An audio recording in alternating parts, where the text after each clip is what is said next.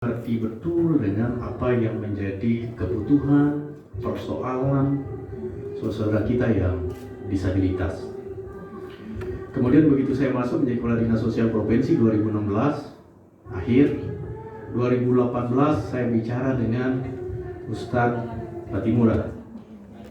Dia mengajukan rancangan perda inisiatif Dewan tentang disabilitas di NTB, dan kita terus mensupport.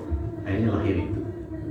Lalu kaitan dengan Komisi Disabilitas ini, sejak tahun 2020, Pak Pimpinan Rapat, kita sudah melakukan pembahasan yang difasilitasi oleh Pukat UGM, Justice for Disability, kemudian kawan-kawan Polda, kawan-kawan Kejaksaan Tinggi, dan juga Kehakiman, dan kawan-kawan dari semua organisasi disabilitas ini juga diundang pada pertemuan-pertemuan itu yang dilakukan lebih banyak pada waktu itu di Hotel Santika. Ya. Sampai pada proses ketika COVID juga kita beberapa kali pertemuan. Memang waktu itu tidak membahas Komisi Disabilitas, tetapi membahas langkah-langkah tindak lanjut dari apa yang kita sebut dengan Perda nomor 4 tahun 2019, apa yang harus kita lakukan. Maka pada tahun 2020 itu ada usulan dari kawan-kawan tipis disabilitas untuk Dinas Sosial membentuk unit layanan disabilitas. Tetapi saya meminta pada waktu itu kita bentuk pusat pelayanan terpadu penyandang disabilitas yang berhadapan dengan hukum.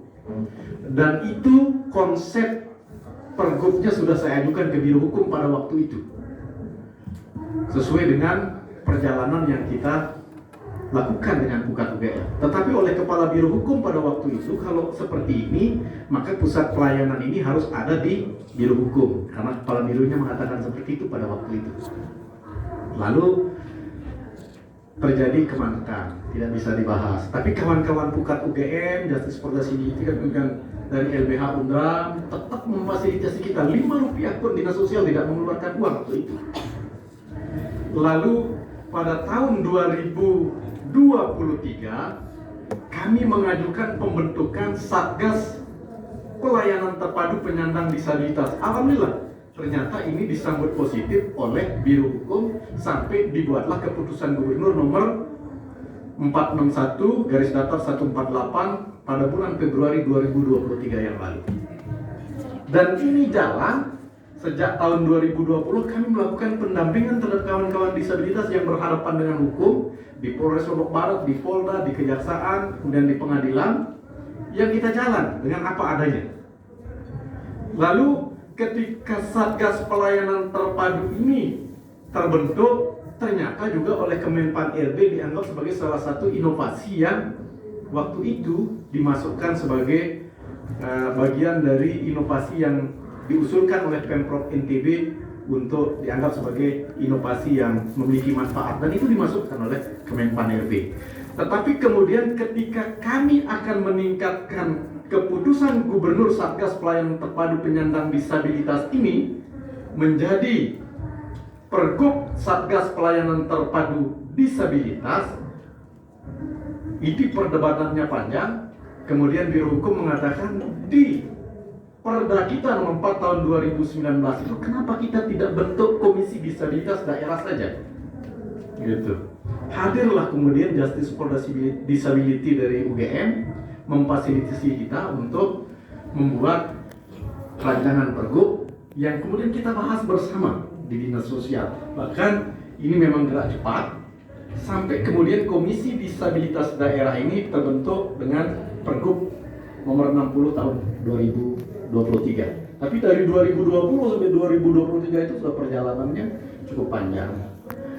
Memahami juga kondisi disabilitas kita di Nusa Tenggara Barat, saya bahkan melakukan perubahan terhadap nomenklatur Dinas Sosial Provinsi Nusa Tenggara Barat di salah satu UPT Dinas Sosial Provinsi Nusa Tenggara Barat yang awalnya adalah Panti Petirahan Sosial Anak, saya rubah menjadi Pusat Pelayanan Sosial Pemberdayaan Disabilitas dan Perlindungan Anak, yang ini nanti berfungsi semua disabilitas yang tidak bisa dipelihara oleh keluarganya, seumur hidup dia akan dipelihara di pusat pelayanan sosial yang dimiliki oleh Dinas Sosial sekarang. Nanti akan dimulai 2024 pada penganggaran baru. Lalu terkait dengan pengisian anggota Komisi Disabilitas Daerah ini, kami juga diskusi panjang. Karena memang ada cikal bakalnya di Satgas Pelayanan Terpadu itu. Maka kemudian saya mengambil sikap, kenapa harus ketuanya Pak Joko Jumadi? Beliau tidak pernah menawarkan diri. Pak Yan Manenganda tidak pernah menawarkan diri. Bahasa saya pada waktu itu, kenapa tidak bapak-bapak yang melahirkan ini, yang menjalankan dulu komisi ini, sambil terus kita melakukan evaluasi, bahkan perbaikan terhadap peraturan gubernur yang kita miliki, sampai kita menemukan nanti pada saatnya tidak ada lagi unsur pemerintah di dalam Komisi Disabilitas Daerah ini. Lalu kenapa sekarang ada unsur pemerintah 3 unsur? Dinas Sosial, Dinas Kebudayaan, dan Biro Hukum. Karena persoalan yang paling banyak dihadapi oleh disabilitas di NTB saat ini adalah persoalan pendidikan, maka Dinas Pendidikan harus masuk. Persoalan jaminan sosial, maka Dinas Sosial harus masuk. Dan banyak persoalan hukum yang dihadapi oleh kawan-kawan disabilitas. Itu sebabnya kemudian kita minta Biro Hukum sebagai wakil sekretariat daerah masuk di Komisi Disabilitas Daerah ini. Lalu Pak Yan dan Pak Joko Jumadi ini adalah 2 aktivis di NTB yang tidak pernah bisa kita, Bang, ini jangan bahasanya begini, nggak bisa. Kita tidak pernah bisa mengatur beliau. Kalau sudah sesuatu salah oleh pemerintah, mereka selalu mengatakan apa adanya di media. Dan ini kita butuh